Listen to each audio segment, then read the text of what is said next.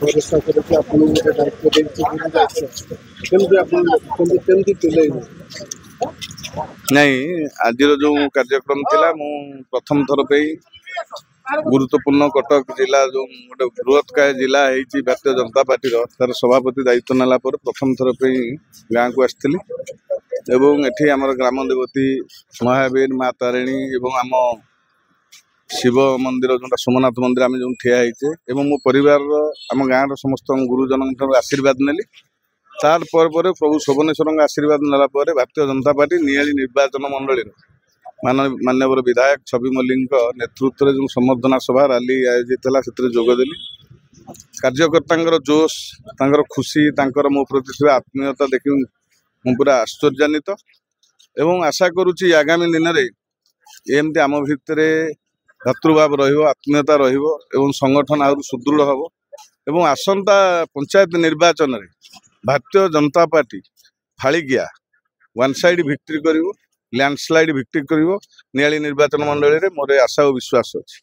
ବାକି କଟକ ଜିଲ୍ଲା ଗୋଟେ ଓଡ଼ିଶାର ବର୍ତ୍ତମାନ ଗୁରୁତ୍ୱପୂର୍ଣ୍ଣ ଜିଲ୍ଲା ହେଇଛି ବିଜେପି ଦୃଷ୍ଟିରୁ ସେଠି ଗୋଟେ ଗୁରୁତ୍ୱପୂର୍ଣ୍ଣ ଦାୟିତ୍ୱ ମୋତେ ଦେଇଛନ୍ତି ଅନେକ ଆଶା ଆକାଂକ୍ଷା କେନ୍ଦ୍ର ନେତୃବୃନ୍ଦ ରାଜ୍ୟ ନେତୃବୃନ୍ଦ ମୋ ଉପରେ ରଖିଛନ୍ତି ମୁଁ ତାକୁ ଯେତେ କଷ୍ଟ ହେଉନା କାହିଁକି ନିଶ୍ଚୟ କରିବାକୁ ଚେଷ୍ଟା କରିବି। ଭଗବାନ ଜଗନ୍ନାଥଙ୍କ ଆଶୀର୍ବାଦ କାମନା କରୁଛି ତାଙ୍କ ଆଶୀର୍ବାଦ ମୋ ଉପରେ ରହୁ। ବିଶେଷ କରି ଆଗାମୀ ଦିନରେ ଯେଉଁ ପୌର ନିର୍ବାଚନ ହେବ କଟକ ସହରରେ 24 ପୂର୍ବରୁ ଅପେକ୍ଷାକୃତ ଭାବେ କଂଗ୍ରେସ ଆଉ ବିଜେଡି ତୁଳନାରେ ଆମର ଶକ୍ତି କମ୍ ଥିଲା କଟକ ସହରରେ ତାପରେ ସେଠୁ ବହୁତ ଅଧିକ ଭୋଟରେ ଜିତିଲେ ଦୁଇ ଜଣ ଯାକ ବିଧାୟକ ପ୍ରାର୍ଥୀଙ୍କର ଭୋଟ ସେୟାର ମଧ୍ୟ ବୃଦ୍ଧି ପାଇଲା। ତାକୁ ପୁଣି ସୁସଂଗଠିତ କରିବା ଆଉ ସୁଦୃଢ଼ କରିବା ମୋର ପ୍ରଥମ କାମ ହେବ। ସର୍ବପ୍ରଥମେ କାର୍ଯ୍ୟକର୍ତ୍ତାମାନଙ୍କ ମଧ୍ୟରେ ଥିବା ସରକାର ନୂଆ ସରକାର ଆସିବା ପରେ ଯେଉଁ ଗ୍ୟାପ୍ ମେଣ୍ଟେନ୍ ହେଉଛି ବିଶେଷ କରି ସରକାର ଆଉ ସଂଗଠନ ଭିତରେ ଯେଉଁ ସମନ୍ୱୟ ରଖିବା ରାଜ୍ୟ ସରକାର କେନ୍ଦ୍ର ସରକାରଙ୍କର ଜନକଲ୍ୟାଣକାରୀ ଯୋଜନାକୁ ସମାଜର ପିଛିଡ଼ା ବର୍ଗ ଯେଉଁମାନେ ଶୋଷିତ ଲାଞ୍ଛିତ ବଞ୍ଚିତ ସେମାନଙ୍କ ପାଖରେ କେମିତି ଯୋଜନା ଗୁଡ଼ାକ ପହଞ୍ଚେଇବ କାର୍ଯ୍ୟକର୍ତ୍ତାଙ୍କ ମାଧ୍ୟମରେ ଯାହା ସରକାରୀ କଳ ଦ୍ୱାରା ସୁବିଧା ହେଉନାହିଁ କାର୍ଯ୍ୟକର୍ତ୍ତାମାନଙ୍କୁ ଅନୁରୋଧ କରିବି ସେମାନେ ସରକାରଙ୍କର ବିଭିନ୍ନ ଯୋଜନା ନିଡି ଲୋକ ଯାହାର ଆବଶ୍ୟକ ଅଛି ତାଙ୍କ ପାଖରେ ପହଞ୍ଚନ୍ତୁ ଏବଂ ମୋଦିଜୀଙ୍କର ସରକାର ମୋହନଜୀଙ୍କର ସରକାରକୁ ଲୋକପ୍ରିୟ କରାଇବାରେ ଆମ କାର୍ଯ୍ୟକର୍ତ୍ତାମାନେ ମୁଖ୍ୟ ଭୂମିକା ନିର୍ବାହ କରନ୍ତୁ ଏ ଅନୁରୋଧ ରକ୍ଷା କରିବି।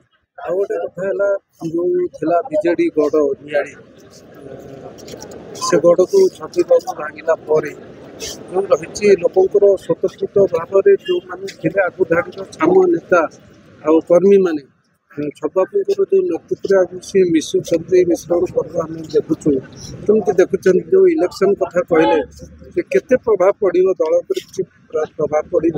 ଆପଣ ଦେଖନ୍ତୁ ଆଜି ଯୋଉ ସମ୍ବର୍ଦ୍ଧନା ରାଲି ହେଉଛି ଆମେ ଯୋଉ ପଞ୍ଚାୟତରେ ଠିଆ ହେଇଛୁ ଆପଣ ମାନେ ଦେଖିପାରିବେ ଆମ ପଞ୍ଚାୟତ ଏଇ ଯୋଉ ପଞ୍ଚାୟତ ଜଲାଲପୁର ପଞ୍ଚାୟତର ଅନେକ ବିଜେଡି କର୍ମୀ ସ୍ୱତଃସ୍ଫୂର୍ତ୍ତ ଭାବରେ ଯେହେତୁ ଆମ ଗାଁର ପୁଅ ଜିଲ୍ଲାର ନେତୃତ୍ୱ ନେଉଛି ତେଣୁକରି ସେମାନେ ସ୍ୱତନ୍ତ୍ର ଭାବେ ଆଜି ଭାରତୀୟ ଜନତା ପାର୍ଟିରେ ବିନା ନିମନ୍ତ୍ରଣରେ ସାମିଲ ହେଇ ସଂଗଠନକୁ ସୁଦୃଢ଼ କରିବାକୁ ଶପଥ ନେଇଛନ୍ତି। ସେମିତି ସାରା ନିର୍ବାଚନ ମଣ୍ଡଳୀରେ ଅନେକ ଭାରତୀୟ ଜନତା ପାର୍ଟିର କାର୍ଯ୍ୟକର୍ତ୍ତାମାନଙ୍କ ସହିତ ଯୋଗାଯୋଗରେ ଅଛନ୍ତି ବିଜୁ ଜନତା ଦଳର କାର୍ଯ୍ୟକର୍ତ୍ତାମାନେ କଂଗ୍ରେସର କାର୍ଯ୍ୟକର୍ତ୍ତାମାନେ ଆଗାମୀ ଦିନରେ ଏମିତି ଛୋଟ ଛୋଟ ମିଶ୍ରଣ ପର୍ବ ପ୍ରତି ପଞ୍ଚାୟତରେ ହେବ।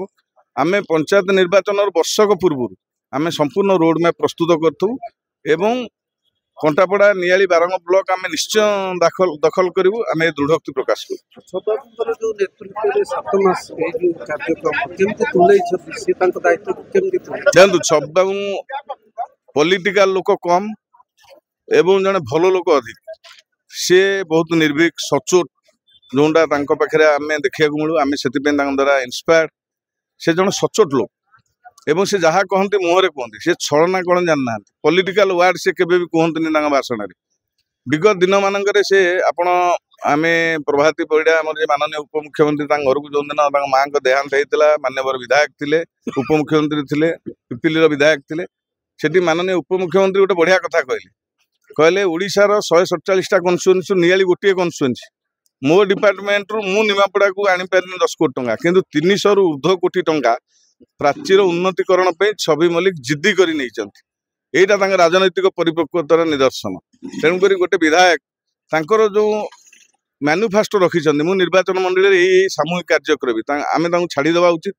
ବାକି ଭତ୍ତା ପ୍ରଧାନମନ୍ତ୍ରୀ ଆବାସ ଯୋଜନା ରୋଡ ରାସ୍ତା ଇଏ ତ ଚାଲିବ ବିଜେଡି ସରକାରରେ ଚାଲୁଥିଲା ବିଜେପି ସରକାର ବି ଚାଲିବ ଆମେ ସାମୂହିକ କାର୍ଯ୍ୟ କେତେ ମହତ୍ୱପୂର୍ଣ୍ଣ କାର୍ଯ୍ୟ କରିପାରିବା ତାଙ୍କ ପିରିୟଡରେ, ଯାହା ଆଗାମୀ ଦିନର ଆମର ବଂଶଧର ମାନେ ମନେ ରଖିବେ। ଛମଲିଙ୍କ ନେତୃତ୍ୱରେ ନିଆଳି ନିର୍ବାଚନ ମଣ୍ଡଳୀରେ ଏଇ ସବୁ ଲୋକାଭିମୁଖୀ କାର୍ଯ୍ୟ ହେଇଥିଲା।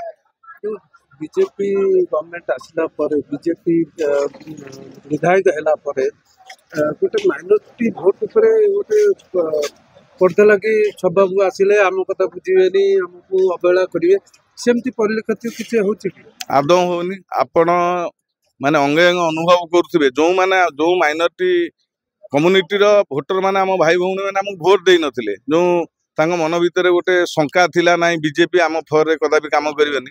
ଆପଣ ଦେଖିବେ ଇଲେକ୍ସନ ପରେ ପରେ ନୂଆଗାଁ ପଞ୍ଚାୟତ ହେଲା ମୁସଲିମ ଡୋମିନେଟେଡ ପଞ୍ଚାୟତ। ସେ ପଞ୍ଚାୟତର ସମସ୍ତ ମୁସଲିମ ମହିଉଦ୍ଦିନ ସାରଙ୍କଠୁ ଆରମ୍ଭ କରି ସମସ୍ତ ଗୁରୁଜନ ମାନେ ପ୍ରଥମେ ଛବି ଭାଇଙ୍କି, ଆମ ମାନ୍ୟବର ବିଧାୟକଙ୍କୁ ସମର୍ଥିତ କଲେ। ଆଜିର ଦିନରେ ବିଜେପିର ଯୋଉ କାର୍ଯ୍ୟକ୍ରମ ଅଛି, ଆଜିର କାର୍ଯ୍ୟକ୍ରମରେ ବି ସମ୍ମୁଖ ଭାବରେ ମୁସଲିମ ଯୁବକ ମାନେ ଥିଲେ, ସଂଖ୍ୟାଲଘୁ ଯୁବକ ମାନେ ଥିଲେ। ଇଏ ବି ଗୋଟେ ବଡ ଉଦାହରଣ। ଛବି ମଲ୍ଲିକ ସଂଖ୍ୟାଲଘୁର ଲୋକମାନଙ୍କୁ ନେଇକରି କେମିତି ଏକାଠି କାମ କରୁଛନ୍ତି।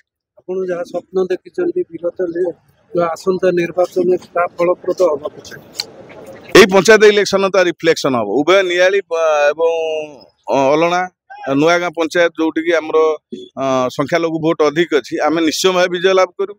ସଂଖ୍ୟାଲଘୁରୁ କ୍ୟାଣ୍ଡିଡେଟ୍ ମଧ୍ୟ ପ୍ରାର୍ଥୀ ମଧ୍ୟ କରିବୁ। ସଂଖ୍ୟାଲଘୁ ମାନଙ୍କ ଭିତରୁ ଅନେକ ଯୁବକ ଭାରତୀୟ ଜନତା ପାର୍ଟି ବିଶେଷ କରି ଛବି ମଲ୍ଲିକଙ୍କ ନେତୃତ୍ୱ ପ୍ରତି ଆସ୍ଥା ପ୍ରକଟ କରୁଛନ୍ତି। ଆଗାମୀ ଦିନରେ ଆହୁରି 100 ଗୁଣ ବଢିବ। ଆଉ ବଡ ବଡ ସଂଖ୍ୟାଲଘୁ ନେତା ମାନେ ମଧ୍ୟ ଆମ ସଂସ୍ପର୍ଶରେ ଅଛନ୍ତି। ଆଗାମୀ ଦିନରେ ସେ ମିଶିବେ। ଆପଣମାନେ ମଧ୍ୟ ଅନୁଭବ କରିବେ ସଂଖ୍ୟାଲଘୁ ମାନଙ୍କ ପ୍ରତି ବିଜେପିର କେମିତି ଉଦାର ଭାବ, ସେ କଥା କର୍ମରେ ବିଶ୍ୱାସ କରିବେ, ଅପପ୍ରଚାରରେ ନୁହଁ।